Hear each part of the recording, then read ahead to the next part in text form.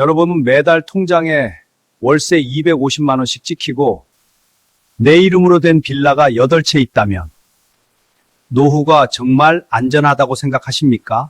매달 통장에 월세 250만 원씩 꼬박꼬박 찍히고 거기에 수원 권성구에 내 이름으로 된 빌라가 8채나 있다면 노후가 정말 안전하다고 생각하시겠죠? 저도 그랬습니다. 30년 갈비집 인생 접고 나서 이제 노후는 좀 편안하게 보낼 수 있겠구나 안도했었죠. 거기에 삼성전자 다니던 아들 녀석까지 카페 대박 나서 하루 380만 원씩 벌어오니까 세상 다 가진 기분이었습니다. 그런데 말입니다. 그 안전하다던 월세 250만 원이 왜 제 목을 조르는 올가미가 됐을까요? 빌라 8채가 왜 하나도 안 남고 다 날아갔을까요? 도대체 무엇이 우리 부부의 안전한 노후를 나락으로 떨어뜨렸는지 어쩌면 이건 저만의 불행이 아닐 수도 있습니다. 제가 겪은 기막힌 사연을 끝까지 들어보시면 여러분의 노후를 안전하게 지킬 수 있는 방패가 되실 수 있을 겁니다. 지금부터 제 솔직한 고백을 시작해 보겠습니다. 시청 전 구독과 좋아요는 영상 제작에 큰 힘이 됩니다. 저는 올해 65살 수원시 팔달구 인계동에서 왕갈비 전문점을 30년 동안 운영했습니다. 아내 순자하고 둘이서 새벽 5시면 일어나 갈비 재워놓고 숯불 지피는 일을 하루도 빠짐없이 해왔습니다. 손님들이 사장님, 여기 갈비 진짜 맛있어요 라고 할 때마다 뿌듯했죠. 한 근에 5만 8천 원 하는 왕갈비를 팔아서 우리 외동아들 녀석 서울에 있는 대학 보내고 대기업까지 취직시켰으니까요. 아들이 삼성전자 화성 캠퍼스 생산관리팀에 들어간 날, 저는 가게 문 닫고 아내랑 둘이서 소주 한잔 했습니다. 여보, 우리 이제 성공한 거 아니야? 아들 녀석이 대기업 다니면 우리 노후는 걱정 없겠지? 그렇게 말하면서 서로 손을 꼭 잡았던 기억이 납니다. 아들은 15년 동안 성실하게 회사 다녔어요. 결혼도 안 하고 월급 꼬박꼬박 모아서 적금도 들고 펀드도 가입하고 그랬습니다. 그런데 2025년 봄이었습니다. 아들한테서 갑자기 전화가 왔어요. 아빠, 나 회사 그만두게 됐어. 처음에는 무슨 소린가 싶었죠. 삼성전자를 왜 그만둬? 거기가 얼마나 좋은 데인데? 물어보니까 명예퇴직 대상자가 됐다는 겁니다. 42살인데 벌써 퇴직이라니 믿기지 않았지만 요즘 세상이 그렇다더군요. 퇴직금으로 1억 2천만 원을 받았다고 했습니다. 저도 마침 그때 가게를 정리할 생각을 하고 있었어요. 무릎이 성한 데가 없었거든요. 하루 종일 쭈그리고 앉아서 갈비 집게질하고 숯불 갈고 하다 보니까 무릎 연골이 다 닳아버렸습니다. 아내 순자도 손목 터널 증후군이 심해져서 집게를 제대로 못 쥘 지경이었고요. 밤마다 손목이 저리다고 끙끙 앓는 소리를 들으면 가슴이 아팠습니다. 마침 인계동 일대가 재개발 얘기가 나오면서 건물주가 권리금을 제법 쳐줬어요. 가게 정리하고 받은 돈이 2억 3천만 원이었습니다. 거기에 평생 모은 적금하고 보험 해약금까지 합치니까 1억 2천만 원 더 나왔죠. 총 3억 5천만 원을 손에 쥐었습니다. 30년 갈비 냄새에 쩔어 산 인생의 대가치고는 적은 돈은 아니었지만 그렇다고 넉넉한 것도 아니었어요. 제일 큰 문제는 연금이었습니다. 자영업자라 국민연금을 제대로 못 넣었거든요. 장사하다 보면 당장 나가는 돈이 무서워서 연금은 늘 뒷전이었습니다. 그러다 보니 제가 받을 수 있는 연금이 한 달에 겨우 35만 원이었어요. 아내는 더 적었습니다. 기초연금 30만 원이 전부였죠. 둘이 합쳐봤자 65만 원으로 어떻게 노후를 버티겠습니까? 그때 제 머릿속을 스친 게 바로 부동산이었습니다. 월세 나오는 집을 여러 채 사면 매달 생활비 걱정은 없겠지. 갈비집보다 훨씬 편하게 돈 벌 수 있을 거야. 그런 생각이 들더라고요. 아내한테 말했습니다. 여보, 우리 권성구나 장안구 쪽으로 한번 가보자. 거기 공단 근처에 빌라 싸다던데. 수원시 권선구와 장안구 일대를 돌아다니기 시작했습니다. 거기는 공단이 밀집해 있어서 중소기업 공장들이 쭉 늘어서 있는 동네였어요. 그 주변에 지은 지 25년 넘은 낡은 빌라들이 옹기종기 모여 있더군요. 부동산 중개업자가 보여준 빌라는 정말 가관이었습니다. 벽지는 누렇게 변색되어 있고 베란다 문 열면 곰팡이 냄새가 코를 찔렀어요. 화장실 타일은 여기저기 금이 가 있고 싱크대 문짝은 덜렁거렸죠. 아내 순자가 제 팔을 잡아 끌며 말했습니다. 여보, 이런 집을 누가 들어와서 살겠어? 그냥 우리 조그맣게 다시 갈비집이나 하자. 하지만 제 눈에는 그 낡은 빌라들이 황금알을 낳는 거위처럼 보였어요. 매매가 3천만 원에 보증금 300만 원 받고 월세 30만 원씩 받을 수 있다는 중개업자 말을 듣는 순간 머릿속으로 계산이 딱 나오더라고요.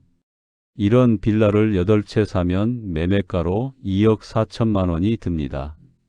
나머지 1억 1천만 원으로 도배랑 장판만 새로 하면 훌륭한 임대사업자가 되는 거였죠. 한 달에 월세만 240만 원입니다. 거기에 우리 부부 연금 65만 원 보태면 305만 원이에요. 남들 30년 넘게 공무원 생활에서 받는 연금을 저는 단번에 손에 쥐게 되는 셈이었습니다. 중개업자가 옆에서 부추겼어요. 사장님, 여기는 공단이랑 가까워서 빈집 걱정 절대 없어요. 자동차 부품 만드는 공장들이 많아서 일용직 근로자들이 항상 집 찾아요. 월세도 꼬박꼬박 잘 내고요. 그 말을 듣고 제 마지막 불안감까지 다 씻겨 내려갔습니다. 아들 녀석도 그때 집에 내려와 있었습니다. 퇴직하고 나서 뭘 할까 고민하던 차였는데 제가 빌라 사는 얘기를 하니까 찬성하더군요. 아빠, 좋은 생각이에요. 부동산은 배신 안 하잖아요. 저도 퇴직금 있으니까 뭔가 해볼게요. 그러면서 아들이 꺼낸 이야기가 바로 카페였습니다. 사실 아들 녀석이 회사 다닐 때부터 취미로 커피를 배웠다는 건 알고 있었어요. 주말마다 원두 볶고 핸드드립 연습하는 사진을 카톡으로 보냈거든요. 저는 그냥 스트레스 푸는 취미인 줄만 알았습니다. 회사 일이 힘드니까 커피로 힐링하나 보다 했죠. 그런데 본격적으로 카페를 하고 싶다고 하더라고요. 아빠, 나 15년 동안 회사 다니면서 사람 대접 제대로 못 받았어요. 생산관리팀에서 원가 절감하라고 매일 쪼이고 야근하고 주말 출근하고 그랬거든요.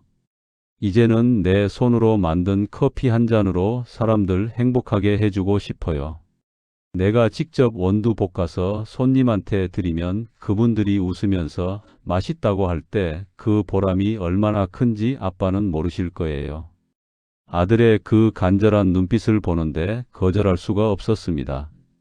저도 갈비집으로 30년을 버텼으니까 음식업이 얼마나 힘든지 잘 알아요. 그런데 커피는 갈비보다 훨씬 쉬워 보였거든요. 무겁지도 않고 숯불에 타지도 않고 설거지도 별로 없잖아요. 게다가 요즘 젊은 사람들 카페 엄청 가더라고요. 아내한테 물어봤습니다. 여보, 우리 아들 카페 한번 해보라고 할까? 아내는 처음엔 반대했어요. 장사가 그렇게 쉬운 줄 아냐고 했죠. 하지만 결국에는 제 의견을 따랐습니다. 우리 부부가 평생 갈비집에서 고생한 거 아들은 모르잖아요. 커피 정도면 괜찮을 것 같은데. 그렇게 서로를 설득했습니다. 저는 그날로 빌라 8채 계약서에 도장을 찍었습니다. 8채를 한꺼번에 사니까 제가 무슨 대단한 건물주라도 된 기분이더라고요. 등기권리증 8개가 가방에 꽉 차는데 그 무게가 마치 제 인생의 훈장처럼 느껴졌습니다. 갈비집 사장에서 빌라 8채 주인으로 신분 상승한 것 같았죠. 집을 사고 나서 가장 먼저 한 일은 수리였습니다. 업자를 부르자니 돈이 너무 많이 들어서 제가 직접 페인트 붓을 들고 장판을 깔기 시작했어요. 갈비 나르던 팔에 다시 힘이 들어갔죠. 아내랑 둘이서 땀을 비 오듯 흘리며 8채를 하나하나 고쳐 나갔습니다. 허리가 끊어질 것 같고 무릎은 쑤셔왔지만 깨끗해진 방들을 보며 새 입자가 들어올 생각에 웃음이 났습니다. 다행히 소문대로 세입자들은 금방 구해졌습니다. 인근 공단에서 일하는 젊은 근로자들 그리고 일용직으로 일하시는 분들이 하나 둘씩 짐을 풀었죠. 통장에 보증금 300만 원씩 들어올 때마다 제 어깨가 으쓱해졌어요. 월세 30만 원씩 8채면 240만 원입니다. 거기에 관리비 조금씩 더 받으면 250만 원은 우습게 나오겠더라고요. 2025년 6월 초였습니다. 아들 녀석이 드디어 카페 오픈 준비를 마쳤어요. 수원시 영통구 로데오거리 한복판에 1층 상가를 계약했습니다. 보증금 7천만 원에 월세 350만 원이었어요. 처음 듣고는 깜짝 놀랐죠. 월세가 350만 원이나 된다고요? 우리 갈비집 월세가 120만 원이었는데 그 3배 가까이 되니까 걱정이 앞섰습니다. 하지만 아들이 자신 있게 말하더군요. 아빠, 여기는 대학생들이랑 직장인들이 엄청 많아요. 아주대 근처라서 유동인구가 하루에 몇천 명이에요. 하루 매출 200만 원만 나와도 월세는 우습게 내요. 인테리어비로 1억 원이 들어갔습니다. 아들이 직접 디자인했다면서 원목 테이블이며 로스팅 기계며 에스프레소 머신이며 전부 최고급으로 들여놨어요. 이탈리아제 에스프레소 머신이 2천만 원이고 독일제 그라인더가 800만 원이라더군요. 저는 속으로 좀 과하다 싶었지만 입 밖에 내지는 않았습니다. 아들이 15년 동안 회사 다니면서 모은 퇴직금이니까 본인 마음대로 쓰라고 했죠. 아들 퇴직금 1억 2천만 원에 제가 보탠 돈 6천만 원 합쳐서 1억 8천만 원이 카페에 들어갔습니다. 간판에는 로스팅 하우스라는 멋진 이름이 새겨져 있었어요. 영어로 쓴 간판이 고급스러워 보였습니다. 아들이 직접 지은 이름이라며 자랑스러워 하더군요. 로스팅 하우스는 직접 원두를 볶는 집이라는 뜻이래요. 다른 카페들은 다 원두를 사다 쓰는데 우리는 직접 생두를 사서 볶는다는 거였죠. 그게 차별화 포인트라고 했습니다. 오픈날 제가 화환을 보냈더니 아들이 고맙다고 전화했습니다. 아빠, 정말 고마워요. 평생 고생만 하신 아빠가 나한테 이렇게까지 해주시다니. 나 이번엔 꼭 성공해서 아빠 효도할게요. 그 말을 듣는데 코끝이 찡했어요. 30년 갈비 냄새에 쩔어 살면서 아들한테 제대로 해준 게 없었는데 이제야 뭔가 해주는 것 같아서 뿌듯했습니다. 오픈하고 일주일 만에 SNS에서 난리가 났습니다. 인스타그램 인플루언서 몇 명이 찾아와서 사진 찍고 올렸는데 그게 퍼지면서 젊은 손님들이 줄을 서기 시작한 거예요. 수원 핫플레이스라는 해시태그가 달리고 영통 로데오 맛집 카페로 소문이 났습니다. 핸드드립 커피 한 잔에 8,000원이라는 게 저는 비싸다고 생각했는데 손님들은 기꺼이 돈을 냈어요. 오히려 비싸니까 더 고급스럽다고 느끼는 것 같았습니다.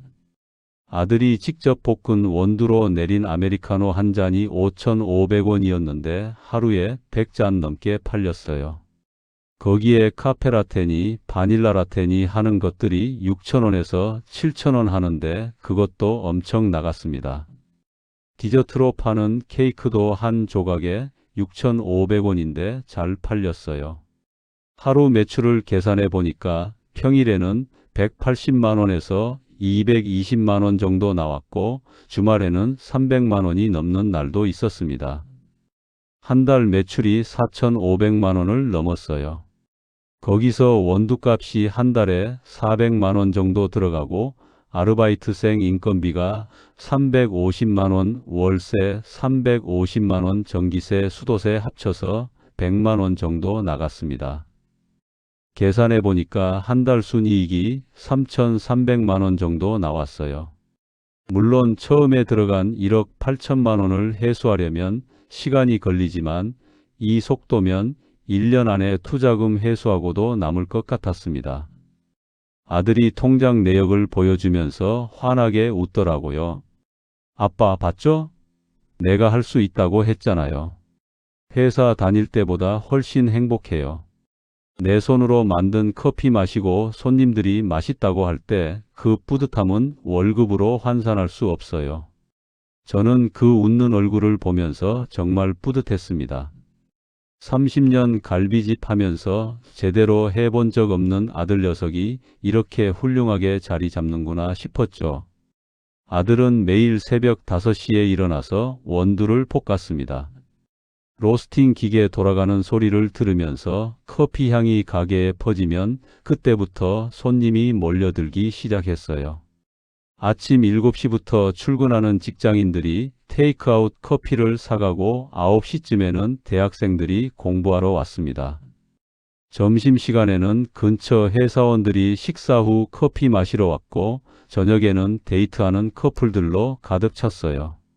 그 모습이 제가 새벽에 갈비 재워놓고 숯불 지피던 모습과 똑같더라고요. 새벽에 준비하고 하루 종일 손님 받고 밤늦게 정리하고 피는 못 속이나 봅니다. 다만 갈비집은 몸이 고되고 냄새가 배지만 카페는 깨끗하고 향기롭다는 차이가 있었죠. 저는 제 빌라 8채에서 나오는 월세 250만 원과 아들 카페 수익을 보면서 정말 행복했습니다. 한 달에 통장에 찍히는 돈이 500만 원이 넘었으니까요. 아내 순자도 얼굴에 화색이 돌았어요. 여보, 우리 이제 진짜 성공한 거 아니야? 30년 고생한 보람이 있네. 그러면서 제 손을 꼭 잡더군요. 친구들한테 자랑도 했습니다. 야, 나 이제 빌라 8채 주인이야. 월세만 250만 원 나와. 거기에 아들 녀석 카페 대박 나서 한 달에 순이익만 300만 원 넘게 벌어와. 공무원 연금 350만 원 받는 거랑 똑같아. 친구들이 부러워하는 눈빛으로 쳐다보는 게 그렇게 기분 좋을 수가 없었습니다. 특히 공무원으로 퇴직한 친구 명석이가 제 카페 사진 보고는 부러워하더라고요. 야, 상덕아, 너 진짜 대단하다. 아들이 삼성전자 다니다가 카페까지 성공시키네. 나는 우리 애들이 직장 다니는 것도 감지덕지인데. 그 말을 듣는데 가슴이 뿌듯했어요. 아내와 저는 그해 여름 처음으로 부산 해운대로 여행을 갔습니다. 30년 갈비집 하면서 단 한 번도 여행을 가본 적이 없었거든요. 호텔에서 바다를 보면서 회 한 접시 시켜놓고 소주 한 잔 했습니다. 여보, 우리 이제 좀 사는 것 같지? 아들 녀석 잘 키운 보람이 있어. 아내가 눈물을 글썽이며 고개를 끄덕였어요. 그때까지만 해도 정말 괜찮았어요. 아니, 인생에서 가장 행복한 순간이었다고 해도 과언이 아니었죠. 세입자들은 월세 잘 내고 조용했고 아들 카페는 손님으로 북적였으니까요. 제 통장 잔고는 점점 불어났고 아내는 처음으로 백화점에서 옷을 사 입었습니다. 30년 만에 처음으로 명품은 아니어도 백화점에서 산 옷을 입어보는 거였어요. 저는 그때 생각했습니다. 아, 이게 성공이구나. 이게 노후가 보장된다는 느낌이구나. 매달 통장에 500만 원씩 찍히고 아들은 잘 나가고 아내는 행복해하고 더 바랄 게 없었습니다. 하지만 그 행복이 채석 달도 가지 못할 줄은 그때 몰랐습니다. 2025년 8월 말이었습니다.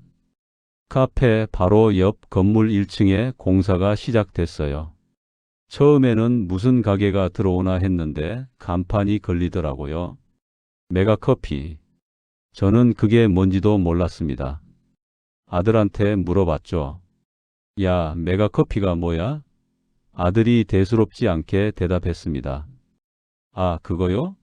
저가 프랜차이즈예요. 신경 쓸 거 없어요. 우리는 고급 원두 쓰고 직접 로스팅하는데 저런 싸구려 프랜차이즈가 뭐가 무섭겠어요? 하지만 제 예감은 틀리지 않았습니다.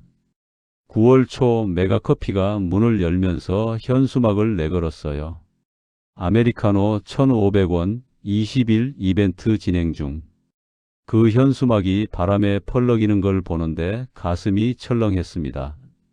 우리는 5,500원인데 저쪽은 1,500원이면 사람들이 어디로 갈까요?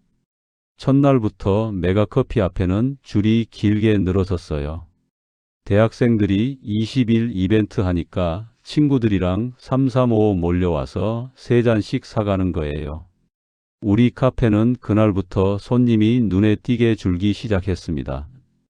하루 매출이 200만 원에서 150만 원으로 떨어졌어요. 아들은 처음엔 여유롭게 말했습니다. 아빠, 괜찮아요. 품질로 승부하면 돼요. 진짜 커피 맛 아는 사람들은 우리한테 와요. 1,500원짜리 먹다가 우리 거 먹으면 차이를 느낄 거예요. 하지만 현실은 달랐습니다. 대학생들, 직장인들은 맛보다 가격을 봤어요. 커피 맛의 차이를 느끼는 사람도 있었지만 그 차이가 4,000원의 가치가 있다고 생각하는 사람은 많지 않았습니다. 더군다나 메가커피는 편하게 테이크아웃해서 걸어가면서 마실 수 있었어요. 우리 카페는 자리에 앉아서 여유롭게 마시는 분위기였는데 바쁜 직장인들이나 학생들은 그럴 시간이 없었던 거죠. 빨리 사서 들고 가야 하는데 5분 기다려야 나오는 핸드드립보다 30초 만에 나오는 기계 커피가 더 편했습니다. 일주일 만에 매출이 120만 원대로 떨어졌어요. 아들 얼굴이 점점 어두워지기 시작했습니다. 저는 위로했죠. 야, 괜찮아. 일시적인 거야.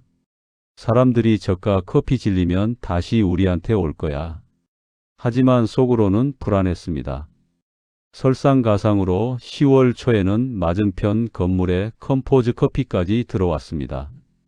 아메리카노 1,300원. 이젠 양쪽에서 저가 커피가 우리 카페를 압박하기 시작한 겁니다. 로데오 거리를 걷다 보면 메가커피 들고 가는 사람, 컴포즈 커피 들고 가는 사람 천지였어요. 우리 로스팅 하우스 종이컵 들고 가는 사람은 거의 안 보였습니다. 더 큰 문제는 단골 손님들마저 떠나기 시작했다는 거예요. 처음 오픈할 때 매일 오던 대학생들이 이제는 일주일에 한 번 올까 말까 했습니다. 한 학생이 솔직하게 말하더라고요. 사장님, 커피는 정말 맛있는데 저희는 학생이라 돈이 없어요. 매일 5,500원씩 쓸 수가 없어요. 그 말을 듣는데 가슴이 아팠습니다. 아들이 할인 이벤트를 하자고 했어요. 아메리카노 4,500원으로 내리면 어떨까요? 하지만 그것도 메가커피 3배 가격이었습니다. 게다가 한번 가격을 내리면 다시 올리기 힘들다는 걸 저는 30년 장사 경험으로 알고 있었죠. 하루 매출이 70만 원에서 80만 원으로 떨어졌습니다.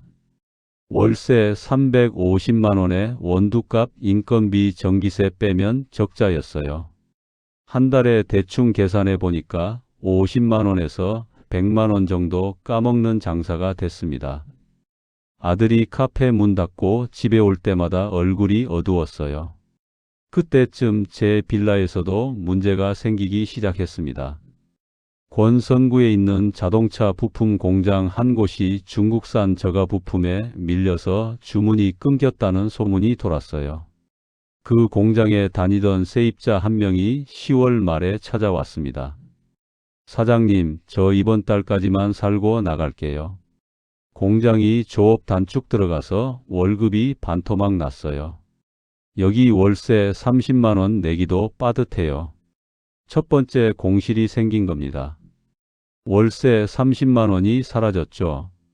새 세입자를 구하려고 부동산에 연락했는데 중개업자가 난색을 표했어요.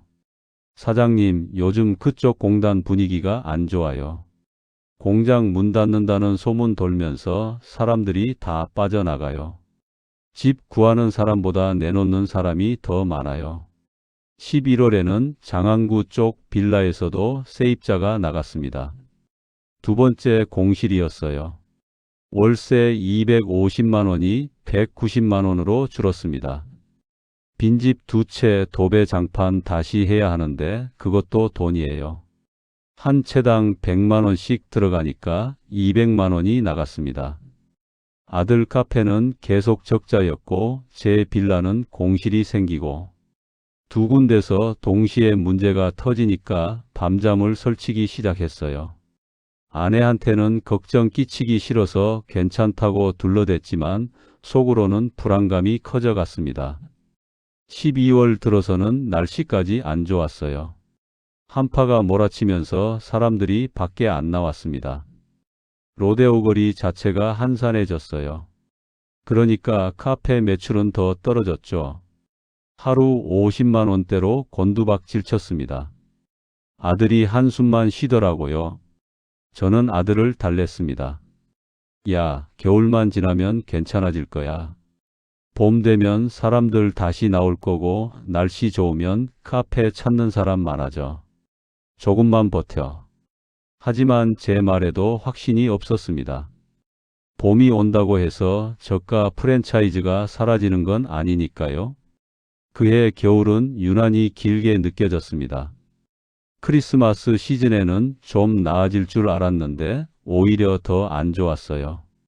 사람들이 크리스마스 선물 사느라 돈 쓰고 카페는 안 왔습니다. 연말이 되면서 아들이 심각한 표정으로 말했어요. 아빠, 이대로는 안 될 것 같아요. 뭔가 방법을 찾아야 해요. 그때 저는 몰랐습니다. 아들이 찾으려는 방법이 2호점 오픈이라는 걸요.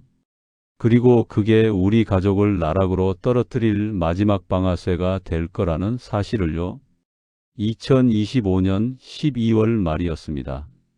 아들이 저를 불러서 진지하게 상담을 했어요. 아빠, 솔직히 말씀드릴게요.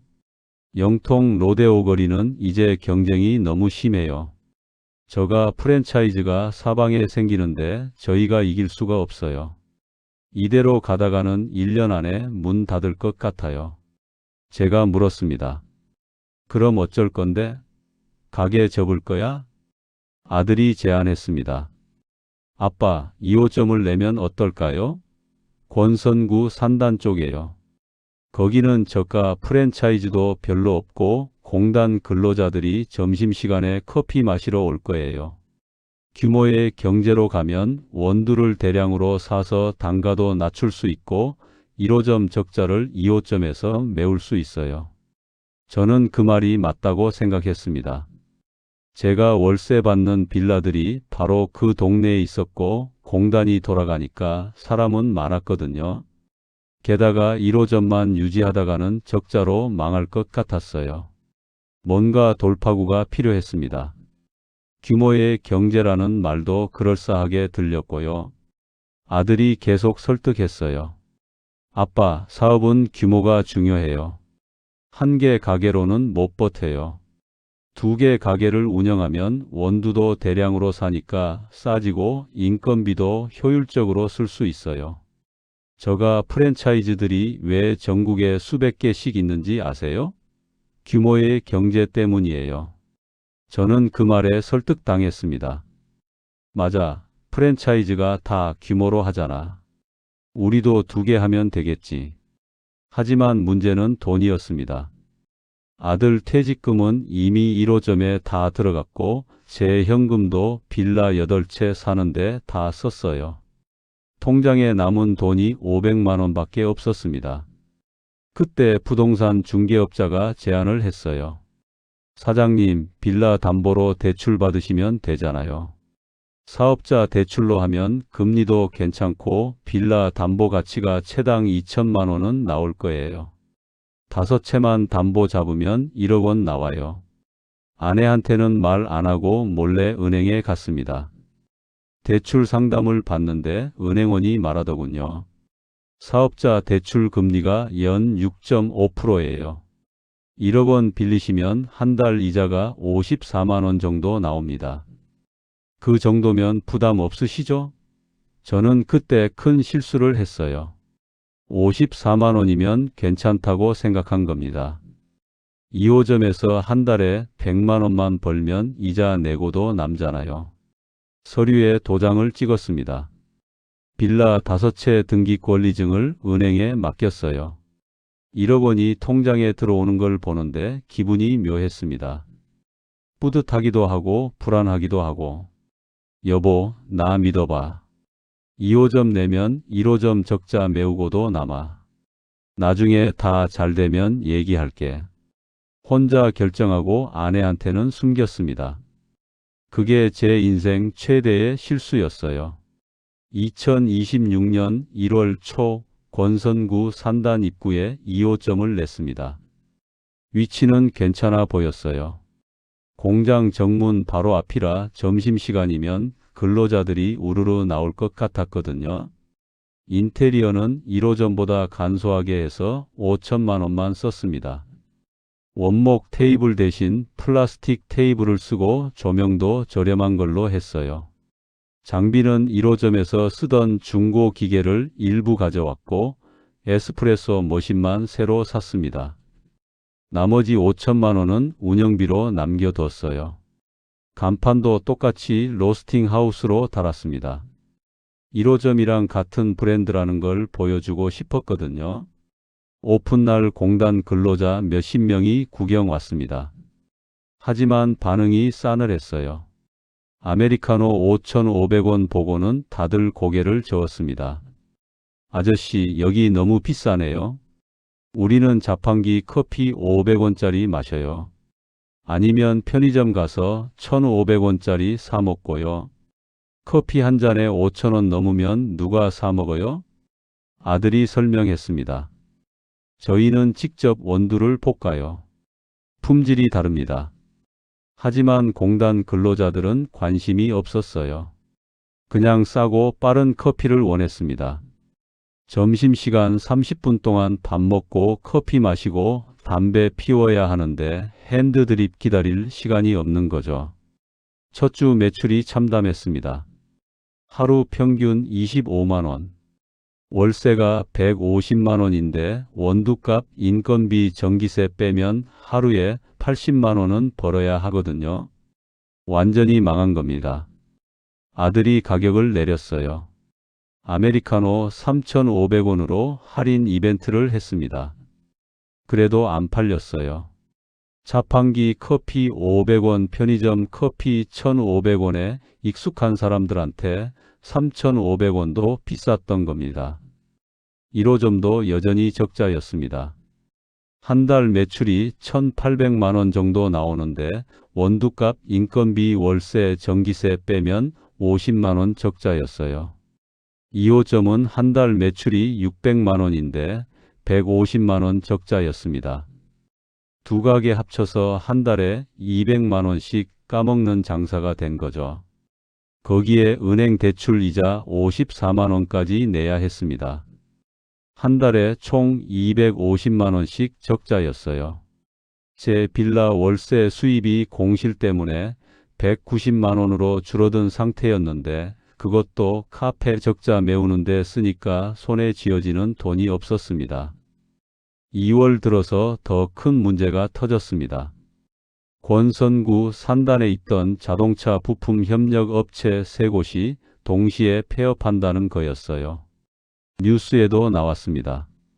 중국산 저가 부품 공세에 수원 소재 협력 업체들 줄폐업이라는 제목으로요.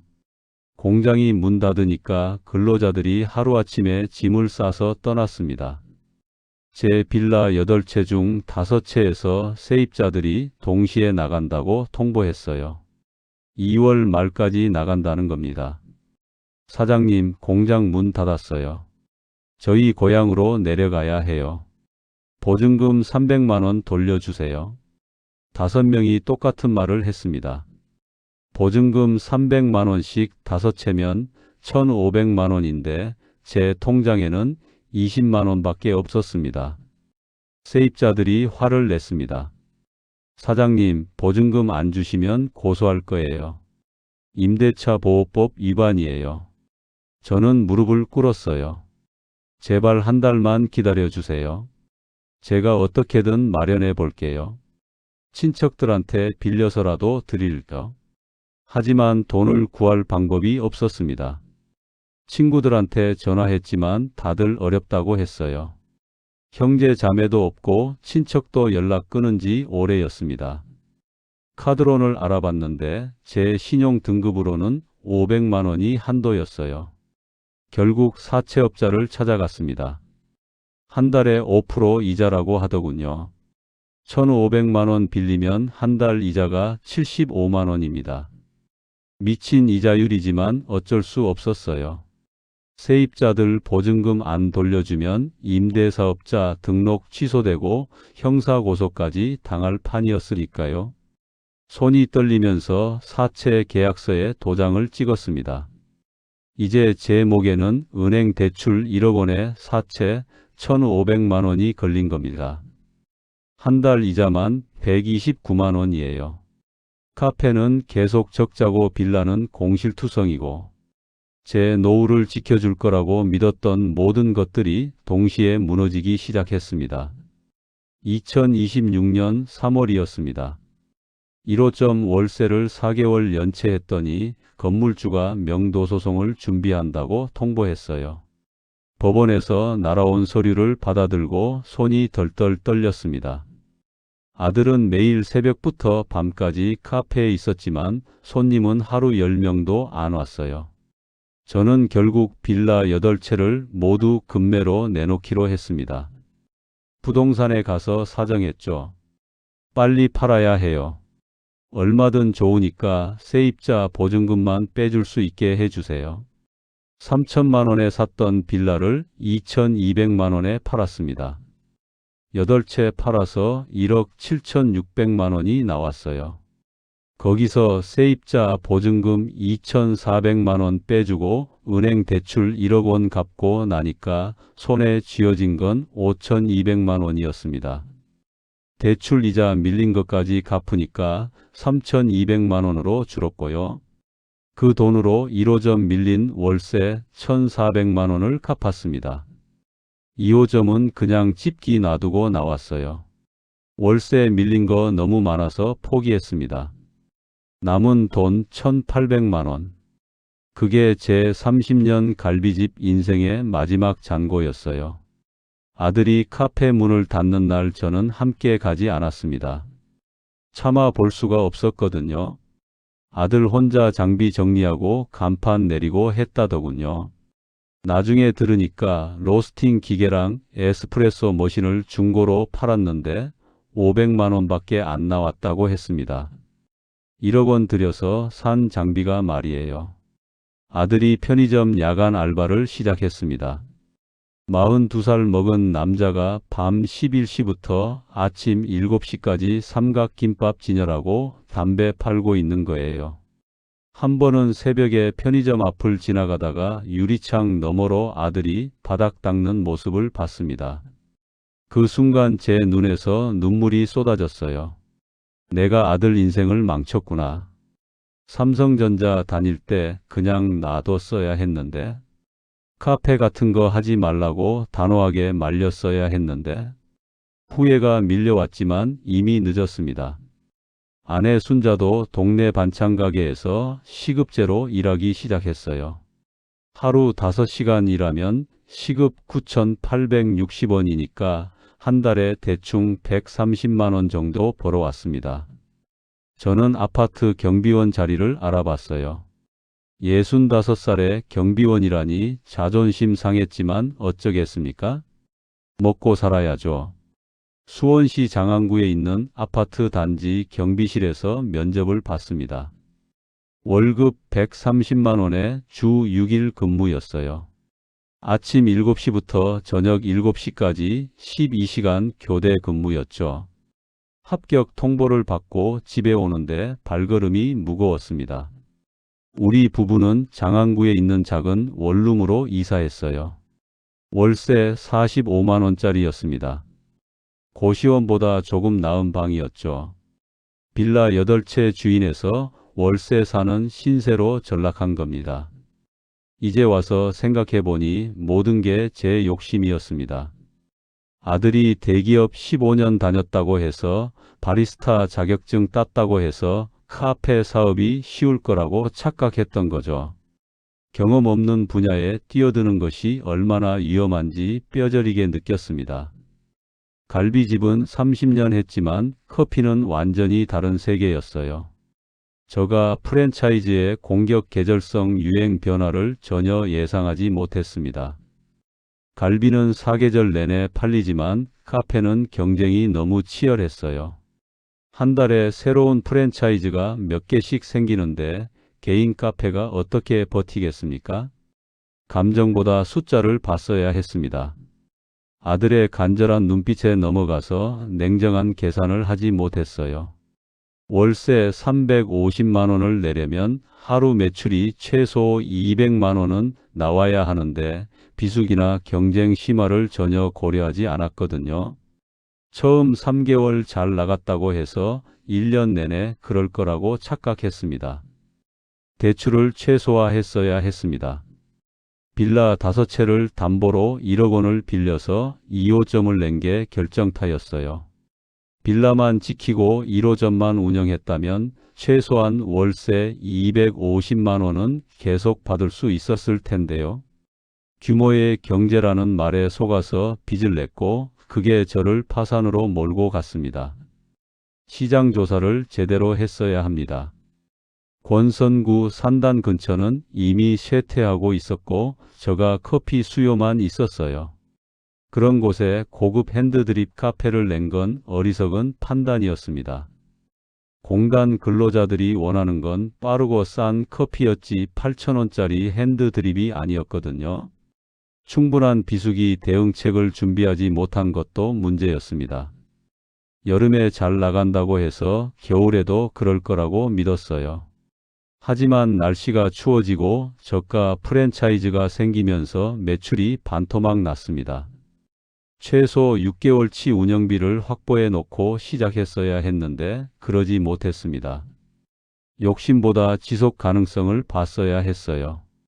1호점이 잘 됐을 때 만족하고 멈췄다면 지금도 카페를 운영하고 있었을 겁니다. 더 크게 더 많이 벌겠다는 욕심이 모든 걸 망쳤습니다. 한 달에 순이익 200만 원 나오는 가게 하나로 만족했어야 했는데 500만 원, 1000만 원 벌겠다고 2호점을 내서 빚을 졌어요. 무엇보다 큰 실수는 아내와 제대로 상의하지 않은 겁니다. 빌라 담보 대출 받을 때 아내한테 말 안 하고 혼자 결정했어요. 아내가 알았다면 절대 반대했을 겁니다. 그 말을 들었어야 했는데 제 고집대로 밀어붙였죠. 지금 돌이켜보면 제일 후회되는 건 아들한테 냉정하게 말하지 못한 겁니다. 야, 카페는 안 돼. 너는 회사 경험만 있지 장사 경험이 없어.